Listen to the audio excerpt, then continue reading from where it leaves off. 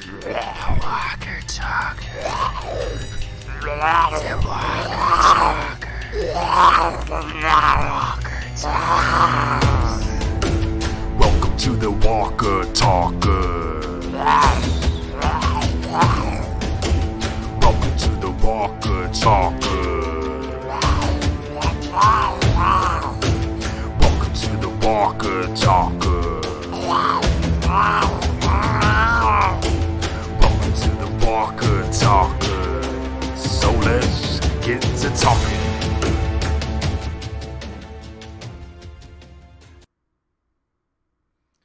Welcome to the Walker Talkers indeed. Brought to you by PanNerdia. What up, guys? I'm AA Ron. I'm Pete. And welcome back to the Walker Talkers. Let's get to talking. Let's do it. The Walking Dead pre-game review show, where before each week's new episode, we review last week's episode in preparation and contemplation of this week's upcoming Zombie Walker Fest. So, without further ado, we're going to jump right into it. As always, guys, let me make sure everything is going smooth here real quick on stream end. All right. If the stream drops, we'll be back in 2 shakes of a lamb's tail. Right. We'll be back as quick as we can. So yeah, guys, we kind of break it down by giving you guys a kind of quick synopsis review. We discuss our outcomes, and then we continue the show, through there by not only breaking down certain instances, things we appreciated, as well as asking you guys what you thought. So, what is your initial reaction? Mine was, obviously besides, oh shit, Aaron lost his arm. Right, yeah, that was crazy. But besides that, it's like, all right, this isn't going to work. My initial reaction was, these saviors they left alive, especially the hard-ass ones, right? Like, it's not going to work. No, not going to work at all. And, here, I'm going to double-check something.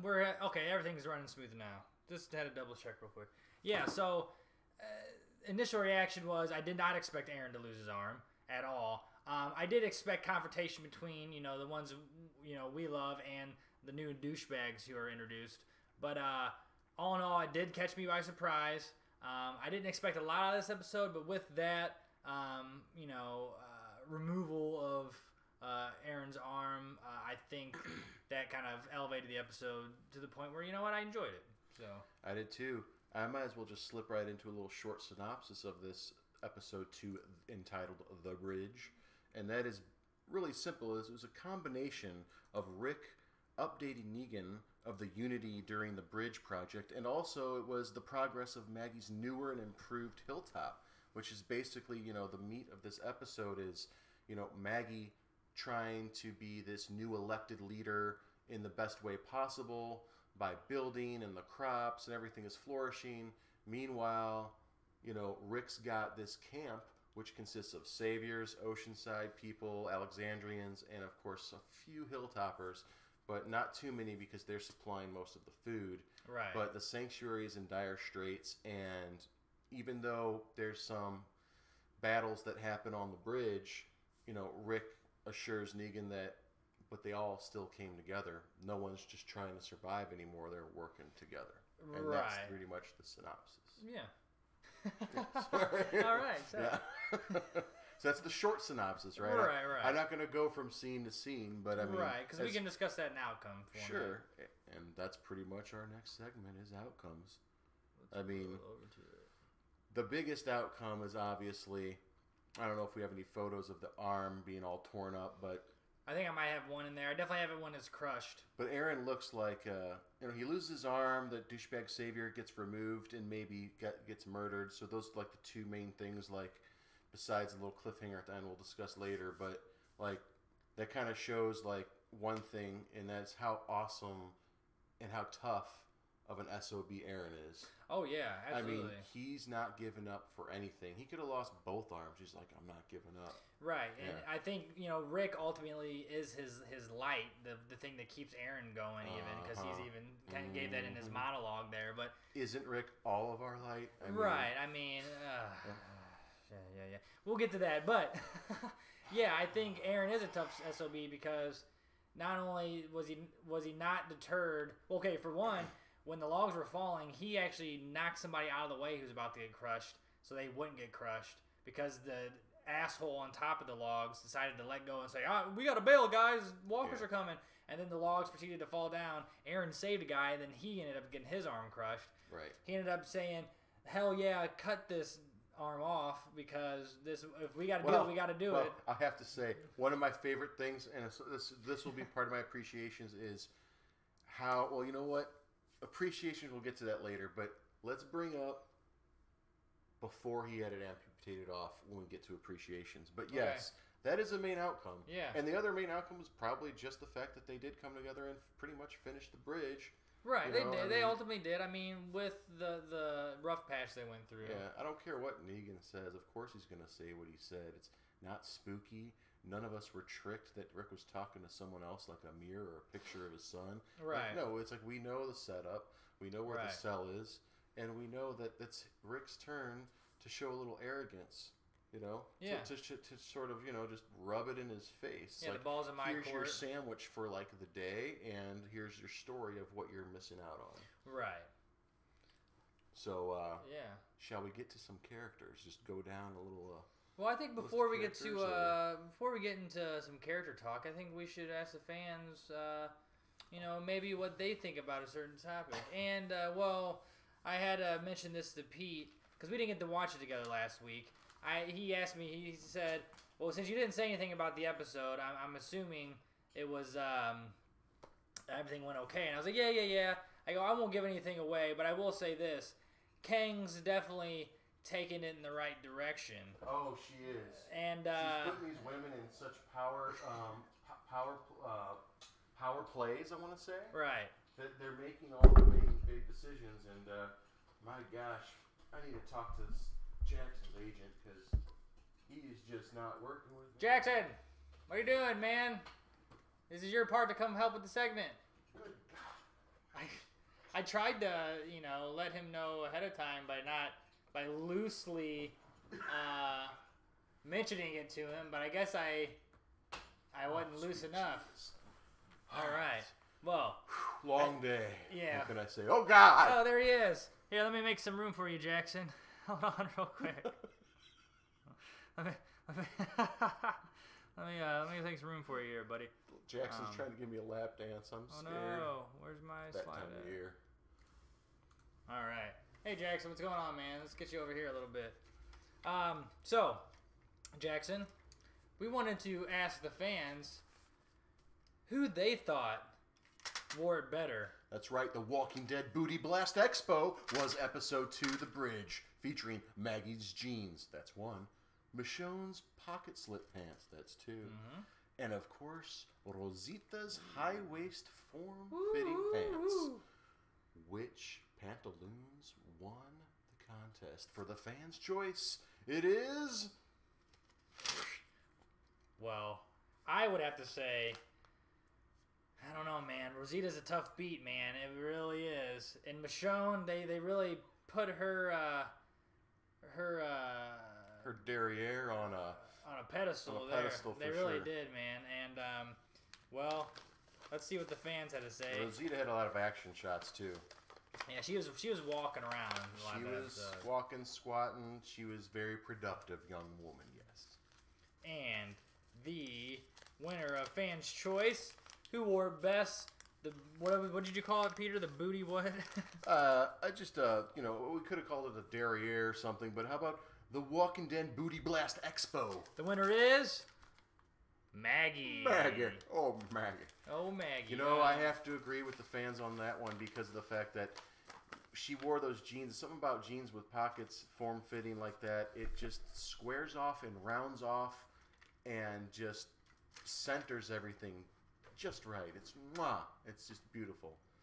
And we usually talk about the acting, special effects, as well as the camera work. But hey, there's nothing wrong with appreciating the beauty of beauties, or the beauty of booty either. the beauty of booties.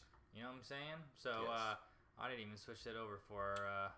I'm getting used to some new layouts here, guys, and I didn't switch over our thing like I needed to there for our Fans Choice number 1. But now since that segment is over, guys, we're going to go ahead and move into our next segment, which is, of course, the characters and how they impacted this episode. This is true. I mean, we start off kind of with some lighter stuff like Ezekiel and Carol and Henry.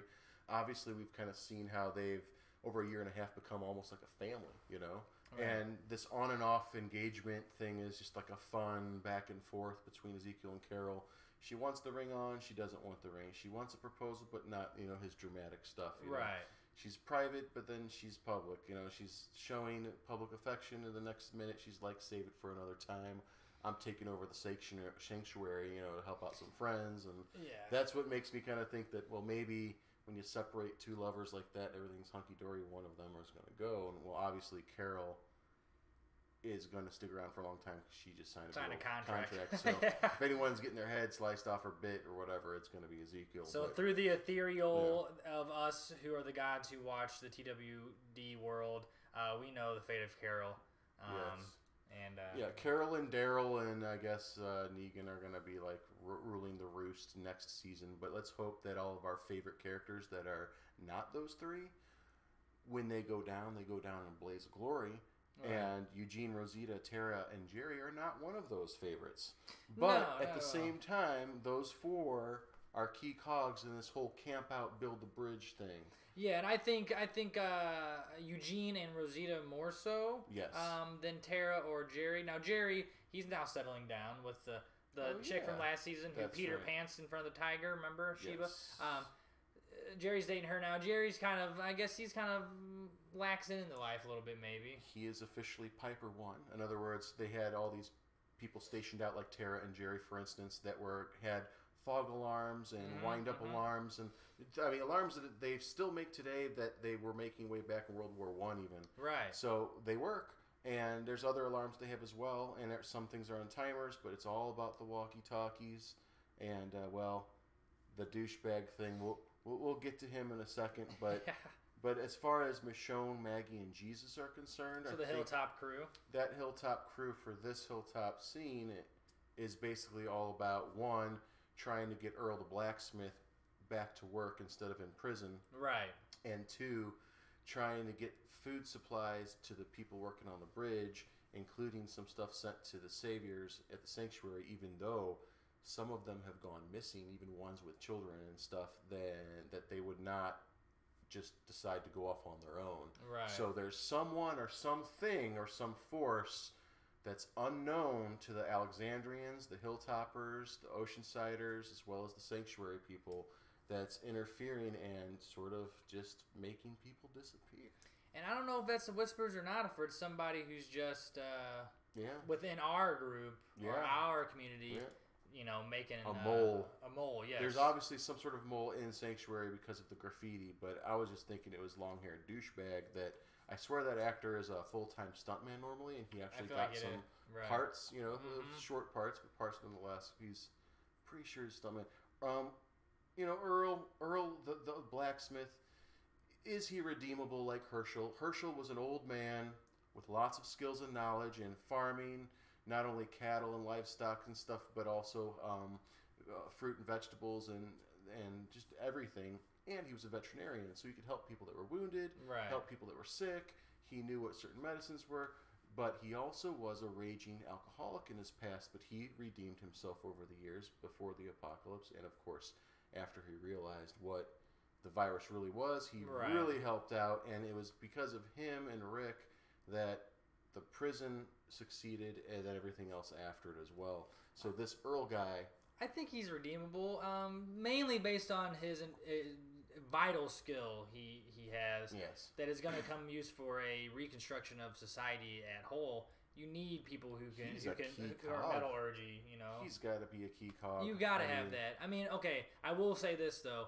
I know that the scene with Gregory trying to set up Maggie's death was from the comic, but it was done different. He did it this way in the show, but I will admit the whole just kind of build up. I know it was Maggie, quote unquote, from Mary's, or what was the mom's name again? Well, let's just call her Grace Under Fire. Grace Under Fire, right? Grace Butler is her name in real life, right? And I think in the show they called her something else, like Tara or something like that. But let's just call her Grace. But yeah, famous comedian from the '90s, had her own show for a couple years in the mid '90s, and she's playing this part well. I mean, that's all she's got. Her son got sent off to D.C., gets killed. Right. Her husband got wasted for the first time because of douchebag. I'm just saying, like, him getting that wasted and, like, getting the hood on and, like, hiding in the shadows, attack Maggie is a little, I think, over the top in terms of writing. But I will admit it. I think it is. Well, it was, but at the same time, it worked out well because Gregory's the one that kept feeding him the booze and talking to him about how it's going to go down, and probably even gave him the fucking hooded thing. So I'm blaming Gregory and all that. Yeah, it was all Gregory in that scene. That and the morning of the dude's son, he is just completely out of it even before the booze, and then add the booze, done. That's where ultimately I think he's redeemable, but I do think getting to that point was a little. It's a sense of it being rushed / lazy writing, but they made it work. They were able to save it. So. Altogether, yes, I think he's redeemable. Why they're setting this all up for this particular scene, I don't know. Obviously, Earl helped build those prisons in Hilltop, but we'll see if he comes through later on in the season to perhaps fabricate something that will end up helping them. Well, sure. I mean, right now, he's working on that hoe thing, and they don't have a tractor because they don't have any corn oil because the Sanctuary's not producing jack schnack, and so... He's going to do more than just build that hoe. He's probably going to build stuff that a whole fleet of horses or cows or oxes, whatever they can find, can pull. And man, if they can pull that off, literally and figuratively, they will be able to supply more than enough food for everybody, even if Alexandria stopped farming. Right. But we got next is Daryl versus the douchebag, the guy that we said is a stuntman. Actor. The guy who got us mysteriously approached by somebody at the end of the episode. It all starts with the douchebag getting a water offer from Henry, the kid on the bridge, and he decides to push the kid to the wayside and start chugging it. Right. And then that got Daryl's attention, so they ended up tackling each other. Sawdust got thrown in Daryl's face. They go back and forth. Breaking it up eventually. Right. Brick breaks it up, and then again, the douchebag gets sent away from the construction site to be in charge of an alarm. Which is beyond me. Why did they even put him in charge? He blames the battery in the walkie wasn't working or something. But so then after that, he finally still keeps the guy on camp. Right. Until the guy's like, keep your animal on a leash or whatever. It was after boy on a leash. After Daryl was in the tent when Enid went ahead and removed Aaron's arm. Yeah. That's when Daryl, the whole thing was done. He got out of the tent. He was furious. He was angry. He's like, I'm sure he was sick after seeing all that done. He's like, that was this dude's fault. And he went and found him. Daryl hunted him down and just beat his ass in front of everybody in the camp. He found Carol was already bitching out. Bitching at him, right. Carol But then the classic, and that's when I knew he was a real stuntman because he got hit so hard he fell out of the tent, and it was so WWE style, like Power Rangers, like walking humped over after you get hit, and then flying out extra fast. Right. But it was good though. It was good. It was action. And it actually led to Rick saying, "You know what? Just go back to Sanctuary." He goes, even if you begged me to stay, I was leaving anyway, and I'm gonna leave now in the middle of the night. I'm like, oh, he's gonna leave in the middle of the night. Yeah, that was total mother hen Rick there for sure. Like all day, he just. Straight came up and was Speaking of Mother Hen, he was called Mother Goose by Tara because they were doing their call signs. Oh yeah. She goes, your call sign sucks. You're Mother Goose now. I like the little comedy, but you know what? Kill Tara already. Just kill her. Yeah, Tara. I'm done with her. I want her to be the fun life of the party, and then just kill her. Bring us back to Earth, Walking Dead writers. Bring some HBO in your writing, would you? Like enough is enough. I get it. She's the little sidebar action or whatever. No, she needs to go. Yeah, all these other people like Abraham and stuff that had to go, and she's still around. I know you can say that about a lot of characters, but enough is enough. And another thing is, and I don't know if we're going to do a final blast just yet because we still have a few characters to talk about. But okay, we'll get to that in a second. Right. Well, speaking of HBO-esque writing and taking it to the next level, I will admit, though, with Aaron and Enid especially, Enid and Aaron especially, that they kind of did take that. I didn't expect Aaron to get his arm crushed or removed this episode. I And the didn't either, dichotomy yeah. between Enid and Aaron, who already had a relationship, and the fact that she had to be the one Now, substitute doctor to remove the arm. speaking of the arm, okay. Now, since his bone was all exposed, I guess I should turn my arm this way, whoop, like this. His bone was exposed right in the middle where the socket is, the joints are. Right. Now, she's supposed to really remove above where that is, and then pull the skin up and around. Oh, so she has some But extra... she seriously straight up said in the show, we've got to amputate, and then we've got to solderize it. and she had the little blowtorch. I was like, oh, never mind then. She's going to do it Star Wars style. Maybe they just have to do it that way in the apocalypse because they can't, even if they have skin flaps and so, they just have to melt that shit shut to keep all I infection guess out. I would prefer someone sawing as low as possible if they're going to saw the arm off anyway. So Right. you know what? I'll take on the infection. That way I can get like a so- Merle attachment later. But man, it had like yellowish. You could see like all the nerve fluids endings and and shit. Oh, that was so beautiful. It was straight crushed. Appreciation for that, for sure, right It there. was crunch munched. And the fact that it was just like just spaghetti when he was leaving the logging area. The scene. Yeah, the scene. Yeah, the it was scene of rough, the dude. the scene of the best. That was the best scene of the whole show, probably that log scene, the whole thing from start. Oh, to you know what I finish. didn't even freaking do?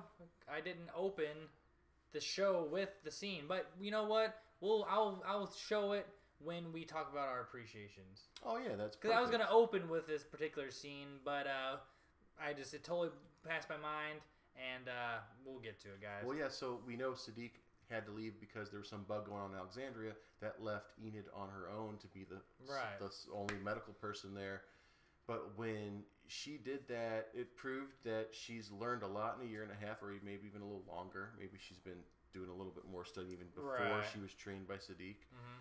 But the other thing is that Aaron, though, I mean, season in and season out, this dude is one tough SOB, and he appreciates Rick more than anyone else. Oh yeah, that's his life. And you can feel the meaning behind it. Powerful acting, great actor. But I have to say, we have to wait for the appreciations. One of my favorite parts was before he had his arm lopped off. But we'll get to it. There's two more people we have to talk about. And it was kind of the icebreaker of this episode. Yes. Icebreaker, yes. And that is Jadis and Gabe. That's and right. they're Jabe or Gabus. Oh, they're already an Gatus? item now? This is just a one-time hookup? I'm already saying they're an item, man. I call it the Episcopalian gets his junk grabbed while on night watch. But Jadis obviously has that helicopter secret as well. So, like, we're all kind of wooed by the whole little whimsical relationship between her and Gabe all of a sudden starting to bloom. But then there's a scene where she's doing her night watch thing and helicopter goes by and she's hesitant, like, do I go to channel whatever, or do I okay, she totally knows what channel to go to. Like, things are going good now, I don't need them just yet. Right. Are they the Commonwealth? Are they someone different? Maybe she does know the Whispers, but no, I don't think the Whispers have technology involved in it. Right, and she even mentioned, like, when she was doing the sketches for Gabe, that and he kind of gave some backstory. He's like, well, what about your life? We don't talk about you. And she's like, yeah, well, I'm comfortable talking just everything but my secrets. And well, there's a secret that she's still hiding, of course. And I think from most people in that, I think the only other person who knows about that is Negan, right? Yeah. Who knows about her deal with, or her whole helicopter walkie thing? I don't know if he even knows that. All I know is that before... Or Simon knew it before he died. Before he blasted all her people, Simon did, that is. Yeah. He's like, what's with the solar panels and the helipad? She goes, it's a dump. Oh, okay, right. So okay. I don't think they so did yeah, really so know. really, yeah, so no, I mean, she's got a secret over everybody, and I think she might break this season. The only good news about her is that she told Gabriel straight on when she was doing that art face matching thing to sort of like figure out like what his organ player that he had a little relationship with looked like. Oh, yeah. When she was doing that, she was like, you, in other words, Gabriel, Morgan, the man, and Rick, the man of all men. Those three, she goes, are the only people that I trust. They're the only people that appreciate me. They're the only people that came to like help me out. Right. Everyone else, I think they're either on the fence or they hate my guts. Oh yeah, you're right. I remember that scene. Yeah. So she trusts those three people. Well, Rick's dead and Morgan's way out of town, and Right. and who knows what's gonna happen to Gabriel? One-eyed Gabriel, like, I just really don't trust her. Don't trust her. Well, let's talk about what we appreciate. Absolutely. About this wonderful episode of The Walking Dead here. And to start it off, guys, let me kind of move that over real quick. Whoops. Let me see something here. Unlock that. Move it over for you guys. And then we're going to go ahead and pop open this little video for you here. Pardon me.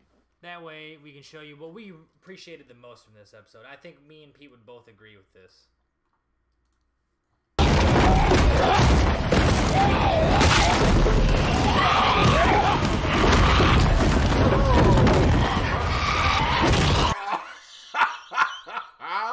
I ended right with that knockout. It was like a freaking clothesliner. Oh my god. It's like a video game come to life. I love it.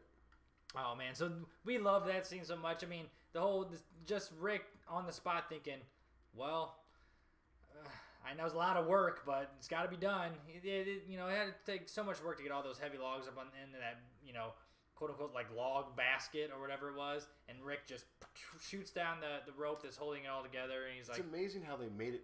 You felt the weight of the logs, even though they made of foam or whatever. Oh yeah, good right. job. Yeah, they did a good job. I mean, because like.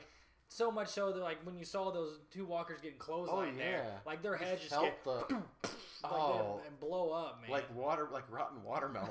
I mean, it probably was part watermelon in there. An appreciation I liked, but that whole thing was great. Everything from how the logs rolled out to Rick taking his gun and like taking a couple shots at the rope to release them all that it took scene a couple to happen. shots too, yeah. And to just everyone coming in together. And Rick with his hatchet and just coming in and just like slaughtering those fuckers. I mean, it was really exhilarating to see old school like Rick in a small group just doing clean their up crew, thing. man. Yeah, clean up crew, exactly. And it sucks that Aaron had to be the one. Like I said, he got his arm crushed not from stupidity. He did it because he was trying to save a guy about to get crushed because some stupid asshole on top let everything go. The guy that has the hay in his mouth, the savior. Oh, that dude. He had a few one-liners, including one where he made fun of the long-haired douchebag. Goes, oh, man, don't worry, man. I got my ass kicked by a 6-year-old once. Of course, by a kid once. Sure, I was 6 at the time, but like always little slight, little one-liner, slight things. That guy's busting his balls. Tick tock. His time's running out. Hey, maybe he's the one who ended up surprising homie at the end of the episode. That is interesting. Once Rick finally sent him on his way, he walks up to the camera and says, "Oh, what do you want?" In other words, it's someone he knew, right? And then it just like ends with what looked like someone knocking him out or killing him. Yeah, I'm gonna say knocked out for now, but we'll get some killings here soon. But as far as appreciations go, I mean, me and Pete always appreciate the practical and special effects they throw into this show, the hard work they put into making them, and like the I said, writing. filling the way, and the writing. Of course, I've got something to say about the writing. Eugene had a lot of Eugene moments. Yes. I don't have them all written down, but I do have, like he says, in regards to our makeshift levee upstream, I've given the current rate of spring runoff. I'd put it current expiration date at another 6 to 9 days. After that, it's slam, bam, sayonara, cofferdam. How fast can we put the support beams up, Rick says. Goes, well, ditto on the 6 to 9, but if we boost our juice and shed the lead, I think we can beat it. Roger that and Wilco. Slim pickings are becoming wafer slims, or slimmer. Yeah, in other words, he's talking about at the sanctuary, slim pickings are becoming wafer slimmer. So that's a whole lot of Eugene that we haven't had in a while. And now that he redeemed himself with the whole, like, making all the guns go faulty. The faulty bullets, yeah. We're going to give his one-liners another chance. Yeah, I'll take them because they're a little relief. They're better than freaking Tara. He does follow instructions very well and is very exact, so got to give him that. And of course, we appreciate the ladies of The Walking Dead and always do. Hey, I mean, we had a segment on it earlier this episode. And then, of course, my last appreciation is just, like I mentioned multiple times, the fact that they actually took that extra leap and crushed Aaron's arm and actually removed it. And that's a detriment to their group, man. Aaron's a strong force of the group, and now he's missing an arm. He's out for a while. it's good on you, Walking Dead. Let's put some tension into this, okay? Of course, when he said how much joy he had from having an explosive diarrhea diaper all over him, I'm like, oh, don't get sentimental. You know what's going to happen. You're going to lose your arm, of course. No. But seriously, like, when he did say that to Daryl when they were, like, tacking away at the bridge, I thought, like, why does he have to say that? Like, something's going to happen to him or the baby now. Like, they've got all these babies now. Yeah. There's, like, that Gracie kid. There's Maggie's baby Herschel. Then there's the kid that, like, Aaron got. Or, not just Gracie. There's a third baby or something. I'm like, there's all these babies now. It's like, it's making me nervous. It's nerve-wracking, but it's promising for, it symbolizes, rebirth, though, for sure. With birth, of course, there always comes death. And with our fan choice 2, we want you guys to let us know who's next. Who is next? I don't know. Douchebag Savior looks like he might be next. Aaron's arm might get infected. I mean, it's not like they've got supplies to keep him going the whole time. Maybe they do. We don't know. I mean, then there's Sadiq, like he got sent to Alexandria to tend to a mystery bug. And we know about that. I mean, maybe he disappears along with other people that disappeared on their way traveling back. Look back on season 4 when Herschel was, when they were dealing with the virus at the pig flu at the prison. Yeah, that's right. If they're around that a virus or a viral or flu that's in a concentrated area, it could be deadly. And Sadiq's the main doctor; he's going to be right there in it with them. And you can't put it past anyone in this apocalyptic world where someone could possibly go out of their way to poison people or to make sure that flu or virus or whatever keeps spreading or infects a certain society to keep them away from their society. I mean, you already got the mega virus already out there, the Walker virus, so you got to be careful. So who do you guys think it is? Is it the douchebag? If he got knocked out and is not necessarily dead yet, is he dying next episode? Correct. Episode 3. Is Sadiq going to be the one to take the cake next because he's got to go deal with a new micro threat? Or who else did we mention? We mentioned Aaron. Because his arm. I mean, look, the man got his arm removed, amputated because it was crushed. Granted, at this point, we feel pretty safe that he's safe, but you never know in this world. It could be kind of prolonged, and maybe he has some final thing to say in an episode to come that maybe pushes Rick over the edge and leads to Rick end up dying or something. It could be a key moment like that. Or Aaron will be fine, and they're just going to have to green screen his arm for the rest of his acting career. I didn't even mention how, like, Michonne and Maggie are finally going to have some sort of common law they're going to eventually agree on. Oh, yeah, that. But, like, the thing is that the way Maggie's already started off her leadership by hanging Gregory, like, maybe, I don't know, I can't put it past another person on the hilltop getting their some wood put to their, what do you say, I don't want to say that, getting punishment other than jail time. Right. Let's go ahead and Final blast, huh? Not quite. Let's go ahead and preview what's going to happen on next episode. Oh, but of course. Our preview and prediction segment. Sorry, my transition there was really bad, guys. I apologize. Alrighty. So, let's go ahead and throw out our preview here. The preview of episode 3. Let me find it so I can pull it up for you guys. We'll watch it together, and we'll give our predictions on the episode. The future belongs to all of us now. Bringing all these people together. You ever think about what they'd do if they could? We're gonna have to fight whether we want it or not. End it before it begins. The guy flicks way it changes. You do this, there's no going back. Everything we're doing, it ends. Alright.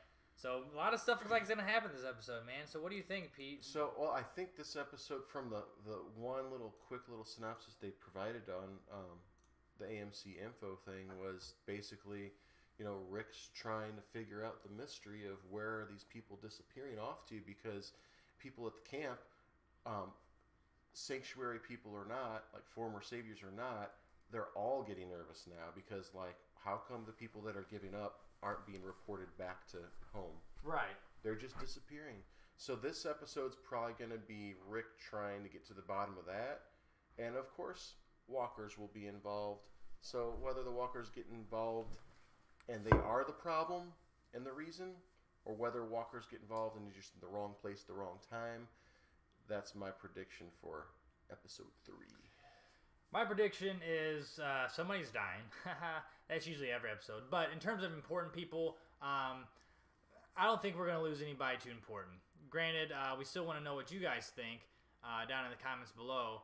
I think most people are safe, but what it's going to do is going to unravel more of the mystery, like Pete had just mentioned. And you know what? I think what it will ultimately do is going to propel Maggie's journey further, of course, because she's leaving Hilltop. And I'm curious to see what her particular reason is for that. But I'm assuming that once she's out and away from Hilltop, something might go awry there as well. Yes. So that is my prediction for episode 3. And I think it's now time, Pete, for our final blast. Oh. I don't know. Whatever. That was the final blast, guys. Yes. I guess I'll go first because I'm just boiling over with well, Alden, aka Jersey Boy, has too much reason in him to stay alive. That is basically like written in the laws of the Walking Dead, but he's still alive. Right. So like this guy's got way too much reason, way too much, like he's making too much sense. You know, everyone's got to be this and everyone's got to be that. Oh, well, Rick, who do you think you sound like? You protect them and they work for you. Who does that sound like? All right, enough is enough. Kill Negan and kill him. Just done. Yeah, he's kind of like the hopeless romantic for sure. Not only is he doing his little I understand, like Broadway singing, you know, before Gregory's getting hung or whatever the hell right. that was. Oh, Danny Boy. Danny Boy shit, and then he's trying to give us some moral reasoning to Rick, like Rick, are you sure you're new? You know, like Pete said, the dude's got to go eventually. But hey, I will say this: they haven't been building up him and Maggie this season yet. Like we had predicted last season that he was going to be Maggie's new slam piece or side piece, if that. You notice I said Maggie's. She was going to own that. Oh yeah, right. It's not love making; it's her effing him. That's all that would be. Right. Exactly. The Queen Bee's got to get her whatever. You can wear a paper bag, son. You don't matter to her at all. And apparently, she really doesn't she matter. matters to us. That's why. Sorry. He really must not matter because he's not really getting much screen time this season yet. But as far as like that last scene of the show, well, I mean, not the very last scene where the homie got mysteriously taken away, but the scene before that where Rick is talking to Negan about what they've been doing. Oh yeah. I'm not really digging this whole kind of snarky Negan. They're just building it for me because it goes deeper than just what's on the surface there. It's a little meta. Meta by that I mean, yeah, they're setting it all up. Rick's gonna die, and Negan's gonna end up being the new Rick of the show, presumably. That's what me and Pete think, at least. And it's almost too much tongue in cheek and like snarky and just setting up that I don't know, man. I don't know what to think about it. Well, you know what? I try to think on the positive side. I try to think of the little things from the last episode that made me feel like, little butterflies inside, a little tingly inside. Right. And that was the real reaction of when Aaron was told, like before he got all hard, like just cut it off. And this and that. Before he did that, like he was like, oh, he's looking down. And she's like, oh, we're going to have to amputate. We're going to have to sear it shut and all that stuff. And he was like, what? Like he literally like had an amazing what moment until they fucking cut back to it. And then they ended up chopping it off and everything like that. But, like, they didn't even put a gag in the dude's mouth. Oh, yeah, that's like, Daryl, put something in the dude's mouth. The handle of your knife, something. Yeah, because then everybody in the camp's going to hear you scream, dude. And they're going to be like, what the hell? And walkers. I mean, forget what we live in these days. Yeah, all these things behind us. But this is my main my master last blast. And that would be something we definitely all overlooked. And I'm sure the fans out there haven't even thought about this either. But while Jesus was talking to Maggie in her office while she's playing with little baby Herschel, Jesus brings up Georgie and the twins from that other society, whether they're Commonwealthers or not. And he's like, so every time she visits, she offers to take you. Have you ever thought about going ahead and going? Right. She's like, I don't believe in everything I don't believe in all of her plans and how she's going to go along with it and this and that. So Maggie knows more than just that key book. She's been visited more times by the twins. Yeah. And she's even said, like, well, she's got to have a killer record collection by now. So it's been over a year and a half since that first visit. Okay, yeah. And there's been multiple visits. So it makes you wonder how much knowledge Maggie has over Rick, over... And how much she's harboring, yeah. Over even Jesus, maybe even. Because she even said, she's like, no, I don't want that because I'm trying to build, I got what I'm building right here. And is there a connection between Maggie's knowledge of Georgie and her society and the helicopter and Jadis? Are those things interconnected, two separate huge things, or one big thing? And speaking of connections, are the Whisperers, the so-called Whisperers who might show up this season, connected with the mysteries that are the missing people? The disappearing people, yes. Or is it just a mole in the camp? I'm going to go with Whispers are finally, this is the first of the Whispers.